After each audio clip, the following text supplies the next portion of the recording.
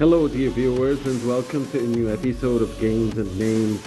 Our sports for this episode is the sport of archery, and especially the mounted form of the sport of archery or archery on horseback. And our featured star guest is mounted or horseback archery coach Sayyid Ishura.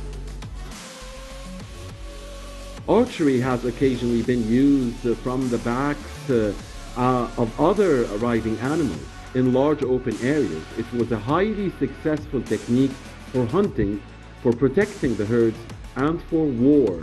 It was a defining characteristic of the Eurasian nomads during antiquity and medieval periods, as well as the Iranian peoples such as the Alans, Sarmatians, Cimmerians, Parthians and Persians in antiquity, and by the Hungarians, Mongols, Chinese, and Turkish peoples during the Middle Ages. The expansion of these cultures have had a great influence on other geographical regions, including Eastern Europe, Western Asia, and East Asia. And in the modern times, there has been a revival for this practice as horse archery, and associated skills were revived in Mongolia after independence in 1921 and are displayed at festivals, and in China at the Guojijian law, mathematics, calligraphy, equestrianism, and archery were emphasized by the Ming Dynasty, Honghu Emperor, in addition to Confucian classics, and also required in the imperial examinations. And Korea also has a tradition of horse archery. In 2007, for instance, the Korean government passed a law to preserve and encourage development of traditional Korean martial arts, including horse archery. And the history of Japanese horse archery also dates back to the 4th century, as it became popular in Japan, attracting crowds. In the US, horse archery is a growing sport today, and the British Horseback Archery Association was established in 2007 and is now seeing a great expansion for the sport in Britain. And last but never least, Kasai Lagos created a competitive rule system of horse archery in the late 1980s in Hungary, and started to propagate this new form of the sport, first in Hungary, a home for the sport today, and then from the 1990s to the rest of Europe, the United States, and Canada. The Arab region is also a big practitioner in the sport of mounted archery or archery on horseback riding. الاسم سيد محمد سيد الشورى. السن 41 سنة. عضو الاتحاد الدولي للرماية بالقوس والسهم من ظهر الخيل ومدرب. My name is Sayyid Muhammad Sayyid Ishura. I'm 41 years of age. I'm an archery on horseback or mounted archery coach. I'm also a member of the International Federation for Mounted Archery or Archery on Horseback, and I'm Egypt's representative at the International Federation. I started to know the game way back in 2009, and I got into a close connection with foreign coaches and trademark coaches in the sport outside of Egypt. I took a lot of training courses in 2017 and 2018, and especially here in Cairo at the Turkish Cultural Center here in Egypt. One very good thing about our sport is that we make and produce and manufacture our own material. We have two types of exercises in our sports, one for terrestrial archery and one for archery on horseback or mounted archery. It's a game that anyone can really practice. You don't have to be very fit physically or strong or and people of all walks of life and of all ages can practice this sport. In fact, you can be as young as 6 and practice our sport, and there is no age limit for practicing mounted archery. The game has a number of tournaments, terrestrial archery tournaments and mounted archery or archery on horseback tournaments. We have 3 international federations for the sport. I'm a member of one of them, which is the one that was formed by the Koreans, that comprises 41 states, including Egypt, and it had been founded back in the year 2005. Our sport is different from Olympic archery. As I said, we have terrestrial archery competitions and archery on horseback competitions, and there are different paths and regulations according to the country that is organizing the event. And we have countries like Turkey, South Korea, and Hungary who really dominate the sport and each have their own style and their own rules and their own paths and their own tournaments.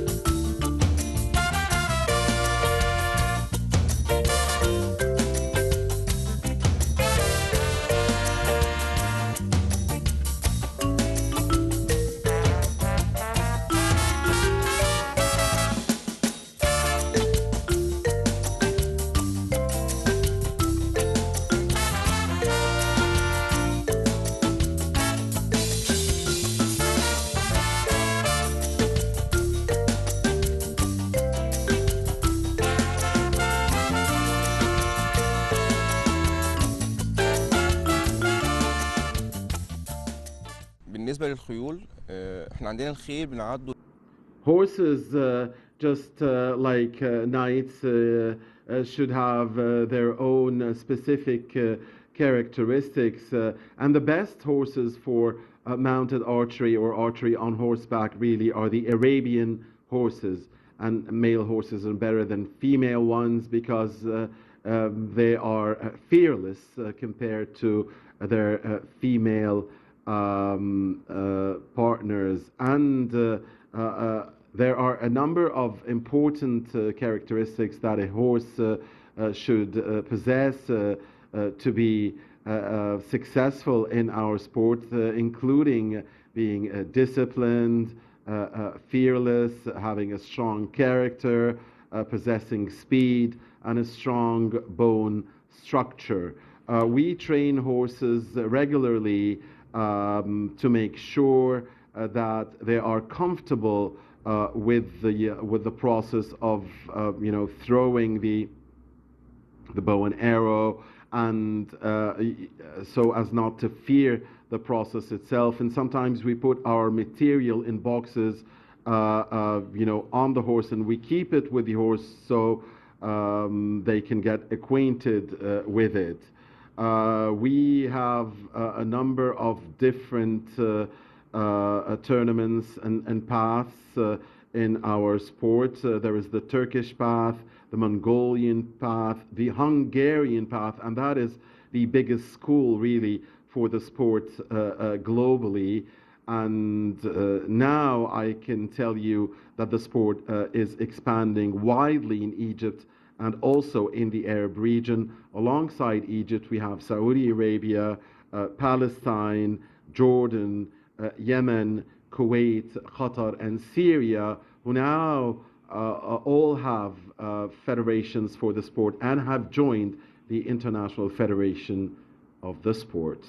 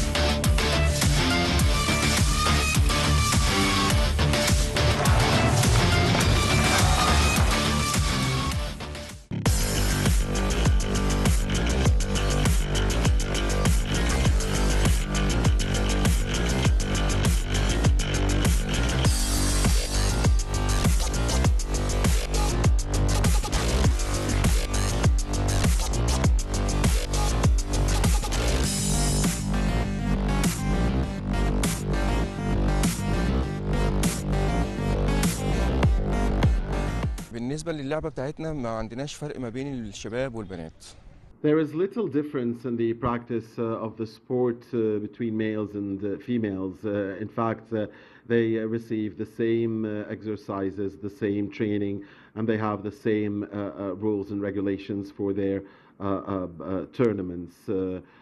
Now, the most important thing is the costume worn by the athletes, and usually we wear folkloric costumes in our competitions. I mean, a night is a night. whether he is a male or she is a female. The most important thing, again, is commitment and discipline, attending the exercises, being always there, being at the highest level that an athlete can be. And we select the players for our national team based on their regular appearances in exercises and their skill and their skill level, of course, in those exercises. Then we make a training camp, a condensed training camp, to select players for the national team. Equipment is very important in our sport. We need more endorsements, we need sponsorships, we need money because some things are really costly in our sports, especially horses themselves. Now, our competitors in the Arab region include Qatar, Saudi Arabia, Syria, Kuwait, Palestine, Yemen, and Jordan. And Qatar and Yemen have key officials at the International Federation for Mounted Archery or for archery on horseback.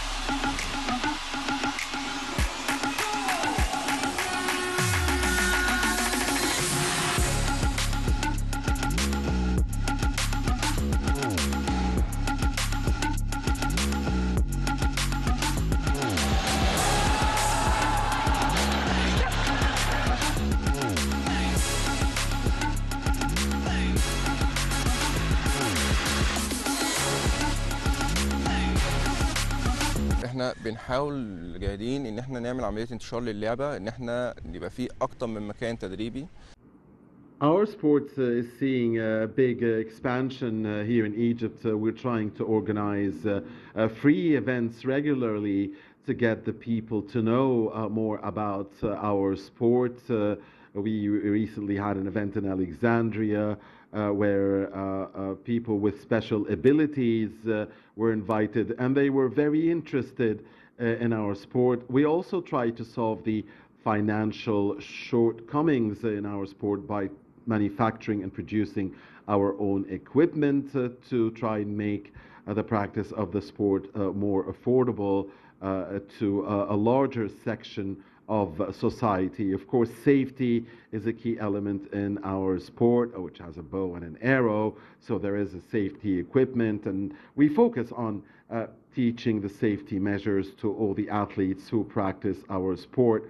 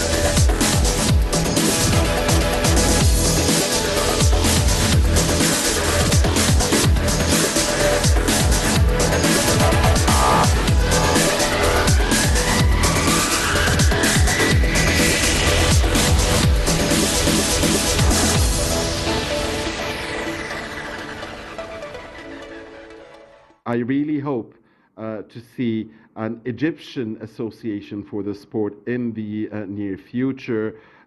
We've been practicing the sport for some time now here in Egypt, and we did that before some Arab countries like Saudi Arabia or Yemen, who already have official associations for the sport, but we haven't formed an official association for the sport as of yet here in Egypt, but we are working on that. Yet, of course, I remind you that we are a member of the International Association for Mounted Archery or Archery on Horseback, and I see a big potential for a great expansion in the near future for the sport in Egypt.